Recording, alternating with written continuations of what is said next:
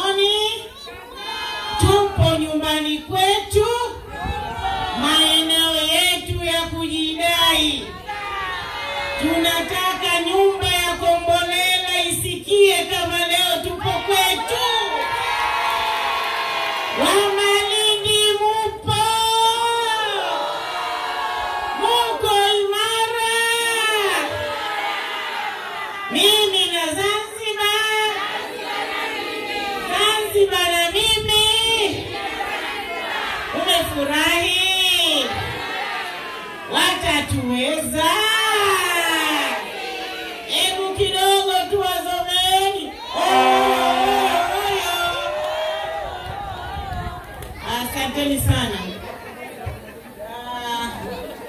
Mheshimiwa Kaimu Mwenyekiti wa Jimbo, Katibu wa Jimbo na viongozi wote, mabibi na mabwana, asalamu alaykum. Awali ya yote sina budi kumshukuru Mwenyezi Mungu aliyetupa uhai wake. Sasa hivi tuko hapa tunaipambania nchi yetu. Rehema na amani zimwendee mtukufu wa daraja kipenzi chetu mtume wetu Muhammad sallallahu alaihi wasallam. Ama baada ya shukurani hizo, na mimi kwa dhati ya moyo wangu ni washukuru sana wana Malindi. Lakini kwanza kwa wakati huu lililotuleta hapa ni moja tu. Kwanza kabisa na waombea kura wagombea wetu wote wa chama chetu, tukianza na mgombea wetu wa urais ndugu Othman Masoud Othman, na waombea kura madiwani wetu wote wa wadi mbili. Tuna wadi ya Mlandege, lakini tuna wadi ya Malindi ambapo tupo sasa hivi. Na waombea kura mwakilishi wetu na mbunge wetu. Je, wana wa Malindi mutawapa kura zenu?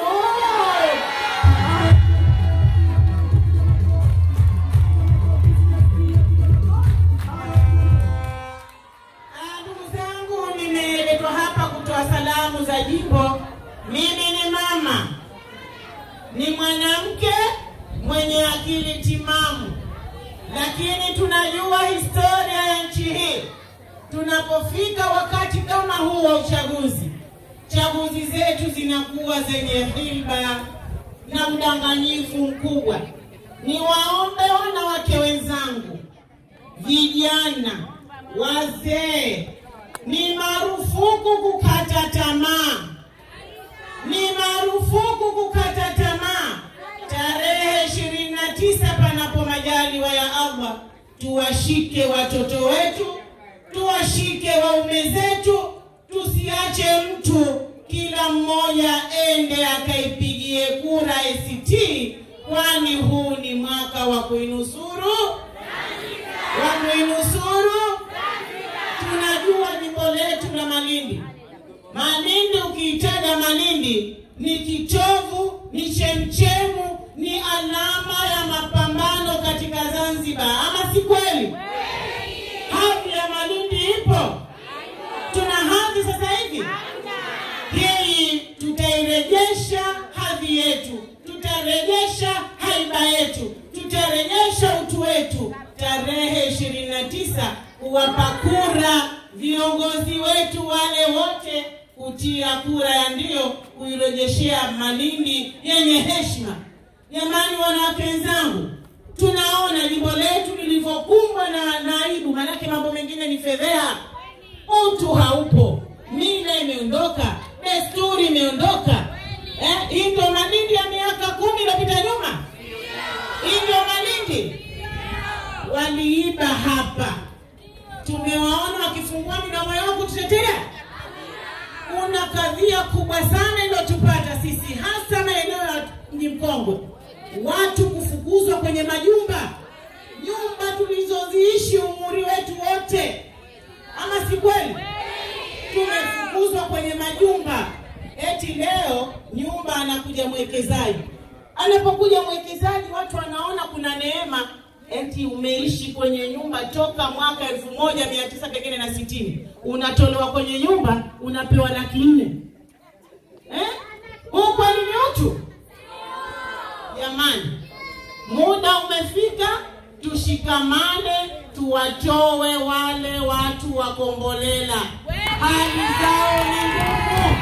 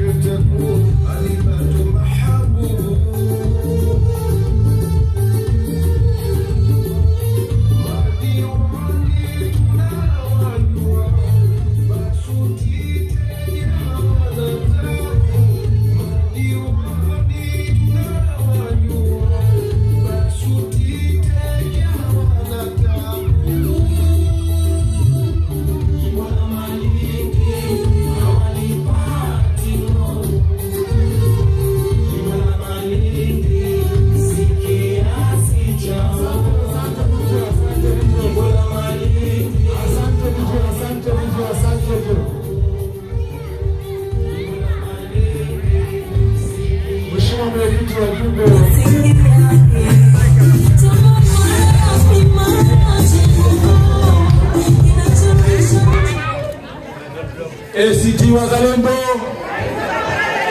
shusha Tanga, safari,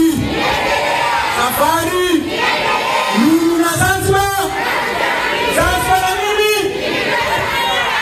Ndugu viongozi wangu wa jimbo, ndugu wageni waalikwa, wanachama wenzangu, salamu alaykum. Tupo katika mkutano wa jimbo la Malindi. Jimbo la Malindi lina wadi mbili, wadi ya Malindi yenyewe na wadi ya Mlandege. Mgombea wa wadi ya Mlandege ni mimi Muhsin Suleiman Teja. Mmeona? Nimeitwa Teja si kama na kutabangi ya unga. Ndio jina la babu yangu. Niye mjini mnabalani, mnabalnani. Mimi Mungu ajalia babu yangu anaitwa Teja. Sheikh Masudi ananiambia si mkutano wangu nisalimie na kusalimieni sana, lakini naomba ifikapo tarehe 29 mwende mkakuchague kwa wingi, mkiongozwa na Osman Masudi Osman, akifuatia Mahmud al-Mahida, Ali Saleh al-Beto, na mwisho sasa unaona Bashuti mwenyekiti wetu wa jimbo ndio mgombea udiwani wa wadi. Asante sana. Asante kwa makofi. Shusha Tanga, mwenyekiti wa jimbo pamoja na uongozi wa jimbo, matawi, wanachama na wananchi kwa jumla. Nachukua fursa hii kwa niaba ya matawi mawili ya Shangani na Bahani ambayo yanaunda shehia hii ya Shangani kukukaribisheni rasmi katika mkutano huu unaofanyika hapa Lebanoni. Kwa hivyo karibuni sana na mjisikie mko nyumbani. Asanteni sana. ACT Wazalendo. Nimepewa niombe dua, lakini kuna salamu nizifikisha kwa ndugu zetu makamanda usalama wa taifa, immigration na jeshi. Neema inakuja, neema inakuja, neema inakuja. Mchagueni Othman Masudi Othman mpate neema. Hamtopata tena maradhi ya stroke. Maradhi ya stroke kwa sababu ya stress tu. Stress, ukimchagua Othman Masudi Othman, stress zimekwisha mwanzo na mwisho. Kinima ukitaka kustahafu unawekewa fungu lako Mzanzibari milioni 50 unaondoka nazo wakati unamaliza kazi yako, lakini una uhakika wa mshahara wako unaopata. Zanzibar itakuwekea mshahara wako vile vile kama ulivyokuwa mwanzo katika kazi. Mchagueni Othman Masudi Othman. Naamini kwamba tunataka tuwe na tuipe ACT mamlaka ya kuongoza, na moja kubwa tunasema katika mambo yote Mzanzibari kwanza. Tunasema Mzanzibari kwanza. Je, tuna sababu sisi ya kutoichagua ACT Wazalendo? Hamna. Tuna sababu sisi ya kutowachagua wabunge na wakilishi wa ACT Wazalendo? Hamna. Sasa hayo mengine, kwa mfano mimi kama mwakilishi wa jimbo kuichagua namna ya kudeal na Mji Mkongwe tutaelezea, kwa sababu kuna vitu vingi vinaweza kufanya ndani ya Mji Mkongwe. Kwa mfano, namalizia hivi juzi nilisema kwamba watu karibu 9,000 karibu 7,000 wa mji wetu huu watakosa kazi, kwa sababu serikali imewapa watu kuwekeza katika kitu ambacho kinaweza kufanya na sisi. Nimeeleza juu ya program ya kampuni ya Infinity ambayo wana bustani nzuri pale Africa House, ambayo tunaambiwa imejengwa kwa shilingi milioni 3.7. Hawa watu wamekuwa mamlaka ya kuleta boti zao kufanya kazi dhidi ya boti zetu ambazo zinakaribia kwa 300, na soko kubwa ni kupeleka wazungu au wageni visiwani. Sasa tunasema kwamba hii si halali, hii si haki, kwa sababu watu wa Mji Mkongwe hawana madini, hawana shamba, hawana parapagulinia. Bahari yao ni baharini pale. Tunataka serikali ikae, ifikiri, ifute, imuondoshe mwekezaji kwa maana ya kufanya kazi hiyo, atafute nyingine la kufanya, lakini sio kuchukua kazi za Wazanzibari. ACT Wazalendo, naomba kuombea kura mgombea wetu wa rais Bwana Othman Masudi. Naomba kuombea kura wagombea wetu wote wa ACT, mbunge wetu Bwana Mahinda, diwani wetu Teja na Bashuti akiwa mwakilishi, akiwa ni diwani, na mimi mwenyewe alisale. Inshallah Mungu atupe nguvu kumsaidia kuchagua sana. Wanafunzi wa sekondari watasoma wakiwa na kompyuta zao. Tunasema kwa mikakati yote ya kifisadi, tumeambiwa kuna mikakati ya kifisadi. Kwa mfano, mkataba wa uwanja Amani. Mkataba wa uwanja Amani tuliambiwa ulikuwa ujengwa kwa milioni 52, umejengwa milioni 107. Huo ni ufisadi. Umejengwa mara 2 ya bei. Mkataba mwingine ambao serikali yetu inafuta moja kwa moja ni mkataba wa ujenzi wa uendeshaji wa hospitali ya Lumumba, ambapo serikali imewekeza, imetoa pesa, ikisha baadaye kwa mtu aendeshe bure apate faida. Lakini si faida kwa yeye tu, faida kwa mtu mmoja ambaye amechukua faida kama hizo nyingi sana. Ukisema chache ni pamoja na, kwa mfano, watu wa magari wanajua kwamba tunapasisha magari siku hizi Kizimbani. Serikali imeweka eneo lile, ikisha kwa mtu aliendesha. Bandarini serikali imewekeza, ikisha kwa mtu aliendesha. Masoko yote serikali imewekeza, ikisha watu ndio wanapoa waendeshe maeneo yale. Mikataba kama ile yote inshallah tutaifuta irudi katika uendeshaji wa wananchi. Tumesema kwamba hakuna wafanyakazi wanaodharauliwa nchi kama walimu. Tumesema tutaunda walimu, mfuko wa walimu ili walimu wawe wanapata fursa nzuri, lakini pia walimu watakuwa ni katika watu walikuwa vizuri, kwa sababu tumetangaza kwamba tutaweka mshahara wa 1 million shillings. Kitu wanachoweza kusema tutazipata wapi? Kwani sie ndio nyie? Sio nyinyi, tuachieni sisi halafu mje mtuhukumu. Lakini tuna hakika kwamba hizo fedha zitafanywa kazi na zitapatikana. Tumesema kwamba tutakuwa na mfuko wa zaka. Mfuko wa zaka ni mfuko muhimu sana. Sisi tuko 99% Waislamu. Mfuko huu ukija, maana yake kwamba walimu wa vyuo vya Qur'ani ambao ni katika jamii ambayo inadhalilika sana, kuanzia sasa tukimpa mamlaka wa Osman Masudi, walimu watakuwa wanalipwa. Walimu watakuwa wanajaliwa. Tumesema kwamba tutarudisha au tunaipa hadhi Zanzibar, kurudisha somo la dini lililo na hadhi. Sasa hivi ukipasi dini unaambiwa kama vile kusoma. Wakati mtu anaweza akachukua PhD ya dini, anaweza kafanya na Lazar akasoma, lakini pia tunasema katika ile habari ya dini ni kwamba Kiarabu itakuwa hali kubwa sana Zanzibar. Kwa sababu huko nyuma Kiarabu pia kilikuwepo kwa hali kubwa sana. Nyingine tumesema kwamba tutapunguza bei za vyakula, kwa maana ya kupunguza kodi za vyakula. Almost vyakula vyote vitakwenda bila kodi kubwa. Moja katika hoja ya sisi hapo mnasema mtaweka bilioni 1. Inflation itakuwaje? Inflation manake kupanda kwa gharama. Manake inflation inakuwa treated kwa kupunguza kodi. Kwa hivyo tu jana wanaofa wanasema kwamba tutahakikisha kwamba kodi ya vyakula inakuwa ile very minimum, ndogo sana, kiasi ambacho kila mtu atakula kile anachokitaka, atanunua kile anachokitaka kwa bei nafuu. Na hiyo ishawezekana hapa Zanzibar. Vijana miaka 18 20 hawajui, lakini ishawezekana hapa Zanzibar kuondoa soko la Afrika Mashariki. Watu wanatoka Kongo, wanatoka Rwanda, wanatoka Zambia kuja Zanzibar. Na hiyo tunatamani turejeshe, na inshallah tutarejesha. Tumesema moja katika madhara makubwa ni kuwa na bei ya mafuta.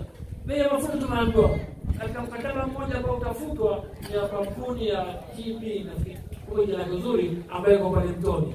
Wale wamepata kwa njia ya wizi mkubwa sana. Wizi wa mchana kabisa. Kwamba ilitangazwa tenda Zanzibar, tuna sheria kwamba analeta mtu mmoja tu mafuta, alafu ile mafuta yanagaiwa. Lakini yeye analeta mafuta haruhusiwi kuwa na shell vituo, kwa sababu atakuwa anapata mara mbili. Anapata kwenye bei ya jumla, lakini pia anapata kwenye rejareja. Huyu bwana ana vituo vyake anafanya. Mkataba huu utafutwa. Lakini pia huyu bwana au kampuni hii imepata tenda hiyo kwa njia ya ajabu kabisa. Sheria Zanzibar inasema atakayepewa tenda atakuwa yule lowest bidder, yule ambaye ameleta gharama ya chini. Of course iko gharama ya chini itaonekana kidogo na mashaka na kupata, angalau atapanda wao kwa juu yake. Lakini sio ilifanyika. Gharama ya chini ilikuwa ni mtu kwa bei ya $50 hakupewa. Gharama ya pili $70 hakupewa. Gharama ya tatu $120 nafikiri, na mwingine $140, kenda kwa mtu 170. 270. Maana yake nini? Maana yake ni kwamba ametuuzia bei kubwa sana. Kwa mjini ametupiga, na ametupiga nchi nzima. Sawa? Katuibia kupita kiasi. Kwa hivyo mimi naamini tuna haja tuunge mkono katika hilo. Chengine tumesema, wanatuuliza tutapataje pesa sisi? Lakini Osman anasema kwamba moja katika dhuluma kubwa tunafanywa ni mbili katika mambo ya muungano. Ya kwanza ni kwamba haki yetu ya 10.5 ambayo ilikuwa share yetu katika benki ya Afrika Mashariki, hatupei, tunakuwa 4.5. Tutakwenda kuidai. kama vile ambavyo tutakwenda kunegotiate muungano. Tunataka muungano mwingine wenye haki, wenye usawa. Lakini pia tunasema kwamba njia nzuri ya kupata pesa ni kuwa na makampuni ambayo yamesajiliwa Zanzibar. Yaani tungepata raha ipi nyingine kuliko ya hapa leo Lebanon. Walikuwa nadhani wanasema hapa kwao, sisi ndio kwetu. Sawa, sisi ndio watu wa Malindi, wale wengine wote ni wageni. Jamani, kwanza napenda kumshukuru sana Bibi Halima kwa namna alivyochangamsha na kuhamasisha vijana hotuba yake. Kwa kweli ni very private, hotuba nzuri sana, imetuamsha na imetukumbusha jukumu letu. Na mimi nataka nianzie hapa. Hawa si wa kuwachagua tena. Hawa si wa kuwapa hata robo ya kura. Kila mtu anajua kwamba wametunyang'anya, wametuibia, wametuua, wametufunga, wametunyima haki zetu za kila namna. Kwa namna gani wapate haki ya kuja kukaa tena Malindi hata Zanzibar nzima? Kwa hivyo mimi nadhani kwamba tunaamini kwamba wao hawajai kushinda jimbo hili, hata 2020 hawajashinda, wamechukua. Wasirudi kwa njia yoyote ile. Lakini kutokuli kwao utategemea na sisi, itategemea mambo mengi. Kwanza itategemea kwamba tujitokeze kwa wingi. Wale ambao wanasema wanaogopa, wale ambao wanasema wana wasiwasi, hakuna wasiwasi wowote ule. Haijawahi kutokezea mtu yote kudhuriwa wakati wa kupiga kura. Haijawahi kutokezea. Haijawahi kutokezea mtu yote kudhuriwa wakati wa kuhesabu kura. Haijawahi kutokezea. Kwa hivyo watu wasiwe na woga, lazima tujitokeze. Watu wote wajitokeze ili turudishe jimbo letu la Malindi kwanza.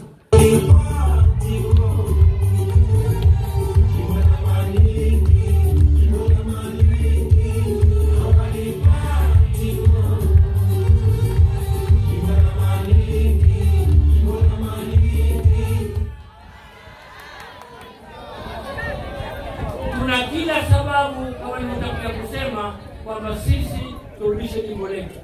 Lakini tuna kila sababu kwamba tumlete ndugu Othman Masoud Othman awe ndio rais wetu katika kipindi kijacho. Nikianzia hapo nataka nieleze mambo mengi ambayo nilikuwa nikiyasema, lakini naona ni muhimu kuyasema. Kwa nini Othman Masoud tumlete awe rais wa Zanzibar? Kwa sababu kwanza ni mtu mwadilifu. Katika miaka yote aliyofanya, wanasema kule unafanya kazi kazini, kila ukifanya kosa moja unaandika barua katika faili. Yeye faili lake tupu, haina hata onyo moja alilopewa. Lakini ni mtu makini sana kwenye taaluma yake. Mimi ni mwanasheria kwa taaluma, lakini naweza kusema simfiki hata unyayo wake, kwa sababu amejaliwa kwa na kumbukumbu moja ya ajabu sana. Anaweza kukumbuka vitu ambavyo amesoma miaka 10 nyuma, lakini atakumbuka mambo ambayo yamefanywa miaka 200 nyuma katika kumbukumbu yake. Kwa hiyo naweza kusema ana very smart mind ambayo inahitajika sana ili uwe kiongozi. Kwa kiongozi sio tu unaweza kusema kuhutubia, lakini pia vile uwe na very smart mind ili uweze kuongoza watu. Lakini pia Othman Masoud yeye kama kiongozi anapata uzoefu mkubwa sana hapa Zanzibar. Amekuwa katika sehemu mbalimbali. Kila unachokitaja yeye anakuambia alikuwepo, kwa sababu pengine kama Mungu alikuwa akimtayarisha ili ajawe kiongozi wa Zanzibar. Kwa hivyo inshallah tusikomangusha, kumpe nguvu ili aweze kuendesha nchi hii iweze kubadilika. Kwa sababu mimi naamini tulipo kwa hivi sasa tungepaswa kuwa mbali sana, mbali kupita kiasi. Nchi kama hii Mungu ameiweka sehemu ambayo tunasema ni very strategic, sehemu ambayo ni ya mkakati. Ndio maana nchi kama Singapore imekaa vizuri kwa sababu ya nafasi yake. Ndio maana visiwa vingine vidogo vidogo vingi vimekuwa vitajiri kwa sababu ya nafasi zao, lakini viongozi wetu ambao tumekuwa nao hawajazi kwa mawazo kama hayo. Na ndio maana Maalim Seif anawaza, anasema angetamani Zanzibar iwe Singapore ya Afrika. Na kusema kweli, nafasi hii kumbe Osman sasa atuletee Singapore ambayo Maalim Seif alikuwa akiota. Sasa kwa nini uchague ACT? Ukichagua ACT tunasema unachagua tangu utandu mpaka ukoko. Hakuna katikati kucha uchafu mwingine. Sawa? Kwa sababu hizi ninazosema. Kwanza ni kwamba sisi tumekuwa na dhima, tumekuwa na plan, tumekuwa na moyo kwamba tunataka tulete ukombozi kwa Zanzibar. Ukombozi huu umeathiri maisha ya watu wengi, lakini bado watu wanasonga mbele katika kuleta Zanzibar ukombozi. Kwa hivyo tunasema kwamba ACT mpaka hivi sasa hakuna mpinzani yote alokuja na ilani ambayo inapita ilani yetu sisi. Ilani yetu sisi ilipaswa pengine ije miaka 50 mbele, miaka 60 mbele, lakini sisi tumeiwahi sasa hivi. Watu wamekaa wamefikiri na wameleta mambo mengi ya maana katika ilani yetu. Shusha tanga safari safari.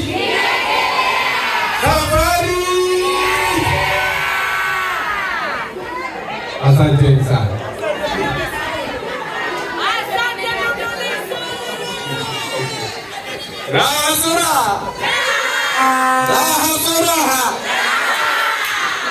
Naam, Mji Mkongwe na raha zake, kuna haiba yake kwa watu wake. Ndio maana wengine na wao wanatamani, wanajidasimisha na Mji Mkongwe. Utazipata wapi raha za Mji Mkongwe?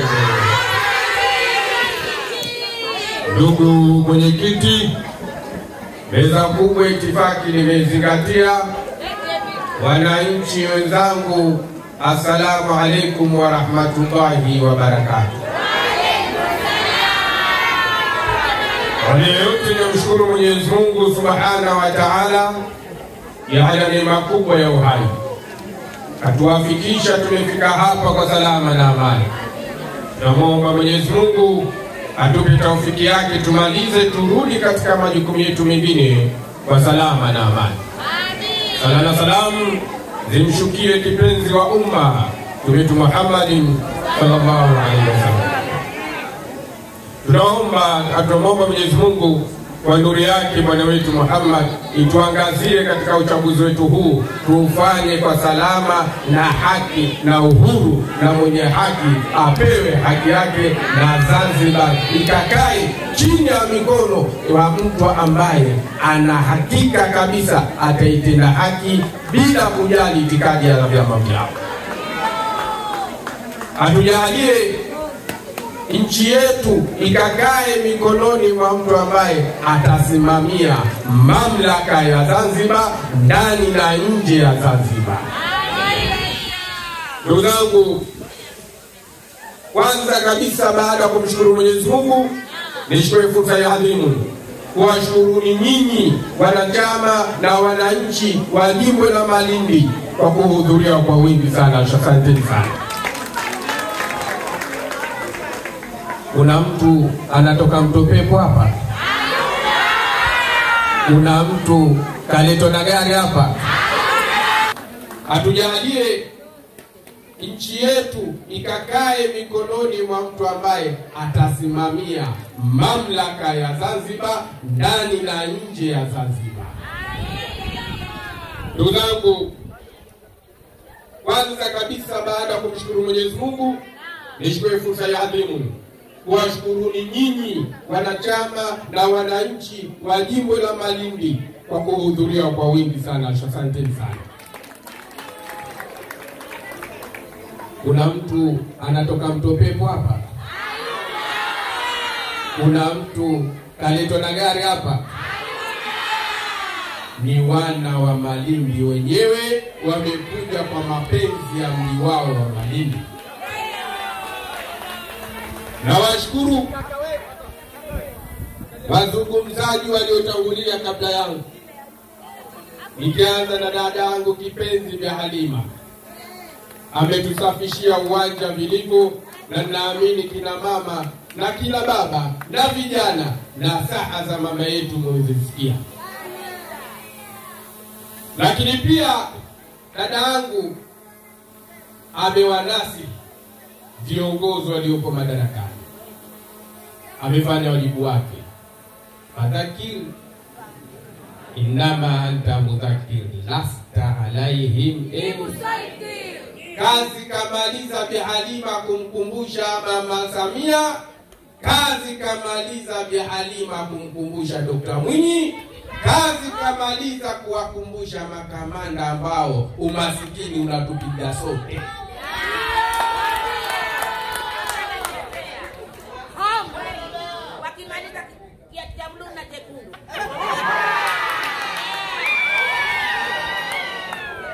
Makamanda, mmekumbushwa wajibu wenu wa kusimamia haki pamoja na haki, sio kutizama chama gani. Na mimi niwashukuru, na zaidi namshukuru mkuu wa kituo cha polisi wa Malindi yule pale. Nakushukuru sana kamanda kwa kuweza kusimamia usalama na amani wa jimbo letu la Malindi tangu tumeanza mikutano yetu mpaka leo hii, hata tususumize hajatufanyia bughudha. Tuwapigieni makofi makamanda.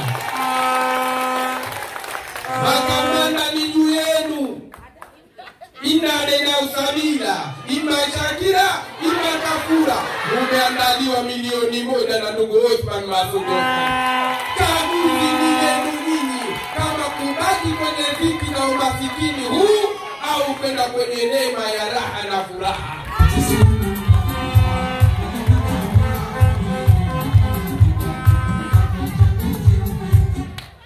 Ndugu zetu mliopo kwenye vikosi vya SMZ, nyinyi ni mafukara, si masikini. Afadhali sisi masikini. Nyinyi ni mafukara kwa sababu mtu mmoja ukiajiriwa kwenye familia zetu sisi tunavyojuana, mjomba hodi, bibi hodi, shangazi hodi, mtoto hodi, sista yake nani hodi, mbali wapita njia. Kwa nini? Makame ana kazi siku hizi KVZ. Na hayo hayakufika kwa bahati mbaya, yamefika kwa sababu nje hali ngumu. Jabani, Kila mmoja amekuwa tegemezi, hakuna anayejiweza. kwani mtu ana mke mmoja kama mama yake mzazi.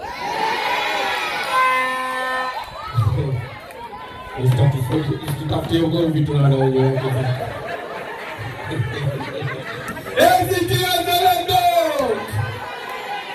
Naam, neema ya nchi ikija, hatolazimishwa mtu wala kukumbushwa mtu kuongeza. Bali furaha hii bwana, tutaongeza pakiwepo na neema. Lakini sasa hali sio hali. Ndugu zangu, KVZ na vikosi vyote mlioandaliwa kupewa kura 5-5. Na wakumbusha dogo tu, kumbukeni makato yenu ya hicho kimshahara chenu cha mkia wa mbuzi. Yale makato ya kumbuke ukishakifika kwenye kituturi cha adui. Kama umeridhika na makato ya kishahara chako, nenda kati CCM. Kama hujaridhika na makato ya kimshahara chako, pigia chama cha ACT Wazalendo.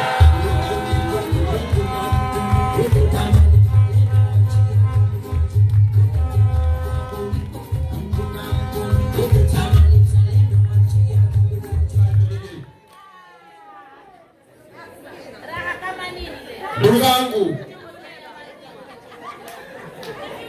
nawakumbusha au nasisitiza ukumbusho uliokumbusha dadangu, kwa sababu tunayafahamu. Na niwakumbushe jambo zuri zaidi, ili ukitaka kutana na bai haya tunayokukumbusha, nendeni kawatembeleni wastaafu. Hawa wafanya kazi kwa sababu ndio wanaotumika sana. Wao ndo baadaye wanapoa afisa gani wanaona wamefika, wanakuja kuinakamisha nchi. Kwa hivyo tukamchagua ndugu Othman Masoud Othman. Haya masala kifisadi kasema watazitapika fedha zetu walizipotua.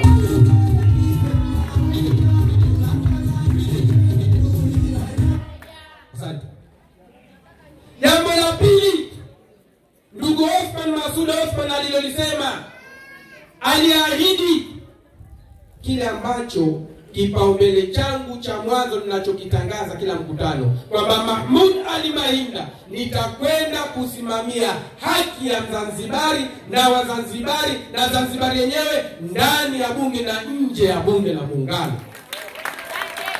Ndugu Othman anasema atarejesha haki zote za Wazanzibari waliodhulumiwa, ikiwemo mashamba huko vijijini. Sasa jimbo la Mji Mkongwe hatuna shamba, si ndio? Ndio. Lakini niwaulize, kuna familia ngapi sasa hivi zinateseka kwa dhulma ya kuhamishwa kwenye nyumba zao? Uko wapi familia jumba la Mchambawima leo ziko wapi? Tunajua familia zinapoteseka, hawa watu wanajua familia zinapotaabika. Jamani, nimekwambia ni kitu sema sahara. Na fahiba wangu alikuwa anakaa jumba lile la Mchambawima, ana mke na watoto 4.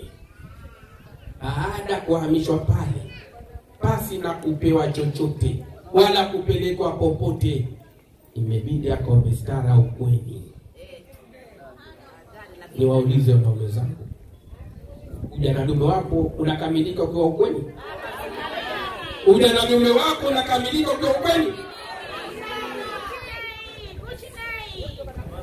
Si hayo, kwa sababu familia za kimaskini vyumba havitoshi. Naomba niwaulize nini? Wamenyimwa haki ya ndoa muda gani hawa ambao hivi sasa hawako pamoja tangu jumba la Mchambawima wahamishwe? Nani atajibu haki hii ya mwanamke? Nani atajibu haki hii ya mwanamume? Nani atajibu furaha ya baba na mama iliyokosekana kwa watoto wao?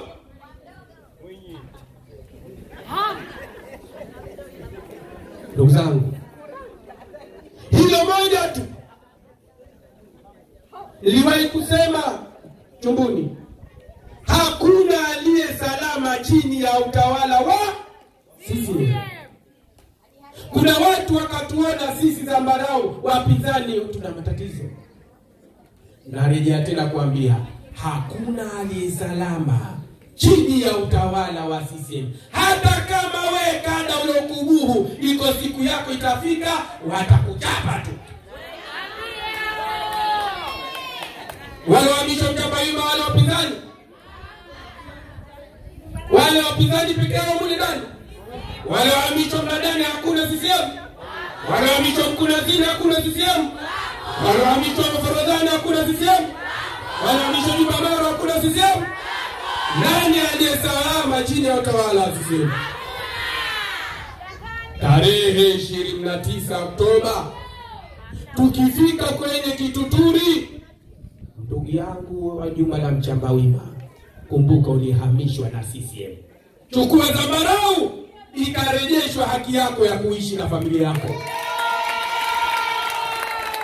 Ndugu zangu, mimi nikiwa mbunge wa jumba hili la Malindi, kaka yetu Othman Masoud akiwa rais katika visiwa hivi vya Zanzibar, nitaenda kumpelekea faili la waliodhulumiwa wote kuhamishwa bila huruma ndani ya jumba la Mji Mkongwe, ili Wazanzibari hawa kila mmoja akapatiwa makazi yake, aishi kwa raha na furaha na watoto wake. Waje waseme wao watawafanyia nini watu wa Mchambawima na majumba mengine. Nawapa question ya wajibu. Watawapa nini wakazi waliofukuzwa jumba zao? Wajibu. Tena naanza kumpa nini hiyo? Swali hilo naanza kumpa rais mwenyewe wa Zanzibar kwanza. Halafu na Machale.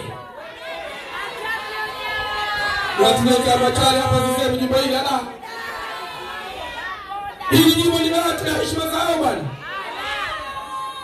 Ile kitu wazalendo. Shirika Tanga. Safari. Ndugu zangu, mashehe mliopo hapa na walimu wa madrasa, omba meshahidi.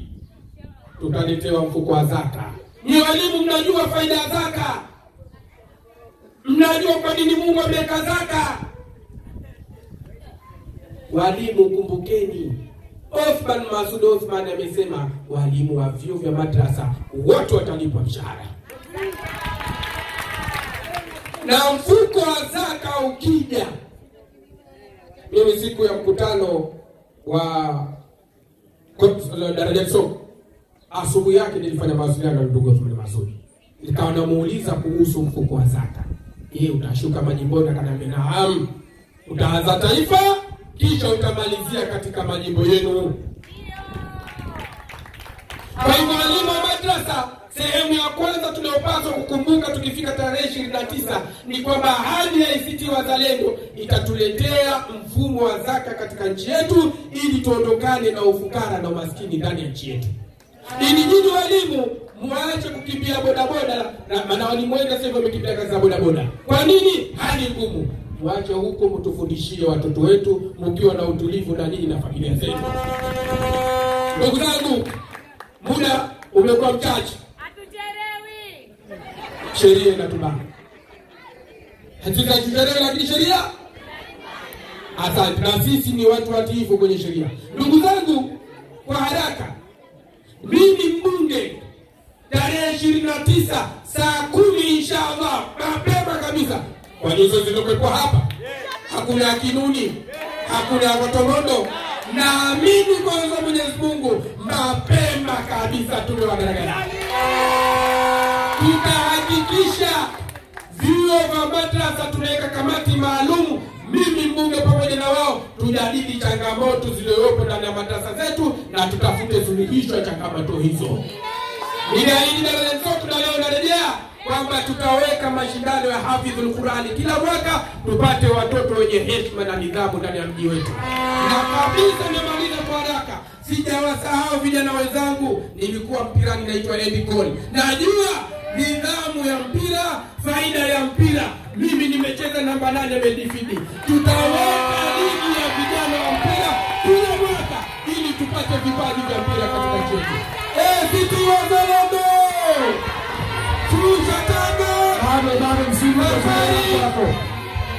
Vipaumbele havijesha, tukutane katika mikutano inayofuata.